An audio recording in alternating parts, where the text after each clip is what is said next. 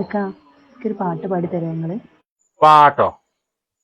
ഞാൻ ഇവിടുന്ന് ഇവിടെ റൂമിൽ വേറെ ആൾക്കാരൊക്കെ ഉണ്ട്. ഞാൻ അങ്ങനൊന്നും ഇങ്ങോട്ട് പറയാറില്ലല്ലോ. കൂറ് സുന്ദരന ഓനൊരു വല്ല തോലക്കാണ് കഥ. പെണ്ണുകളങ്ങനെ ഒൽപ്പിച്ച് കുത്തിറക്കുക.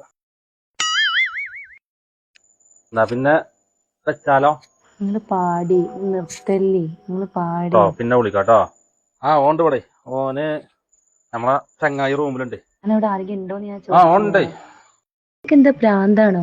ഞാൻ വേറെ വെള്ളരെ പറ്റി ചോദിച്ചില്ലല്ലോ. ഞാൻ ഓബറുണ്ട് ഇവിടെ ഉണ്ട് പറയുമ്പോ ഇവിടെ എനിക്ക് വേറെ പ്രൈവസി ഇല്ല എന്നുള്ളത് ആദ്യം മനസ്സിലാക്കണം. അല്ലാതെ ഓനെ ചോദിച്ചിട്ടില്ല എന്നുള്ളതൊക്കെ എനിക്കറിയാം. ഇത് ഇങ്ങനെ പറയുമ്പോ ഇത് മനസ്സിലാക്കണ്ടേ ഓബർ ഉണ്ട് എന്നുള്ളത്. അപ്പൊ ഞാൻ ഈ ബാത്റൂം ഒക്കെ കയറിയിട്ടാണ് എന്നോട് ഞാൻ ഈ പറയുന്നത് കേട്ടോ. അപ്പൊ ഞാൻ പോരെ അല്ലോട്ടിയല്ലേ? ഞാൻ പോട്ടെട്ടാ, പിന്നെ വിളിക്കാട്ടാ. എന്നോടൊന്ന് പറഞ്ഞാലും മനസ്സിലാവില്ല.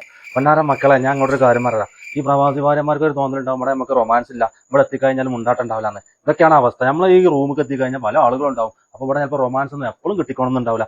അതിന്റെ പേരിൽ നിങ്ങൾ ഇനി ഒരു വലിയ കച്ചറ ഒച്ചമൊന്നും ഉണ്ടാക്കരുത്. ഇതൊക്കെ തന്നെയാണ് ഇവിടെ അവസ്ഥ. അല്ലാതെ റൊമാൻസിന് ഞങ്ങൾക്ക് ഒട്ടും കുറവില്ല.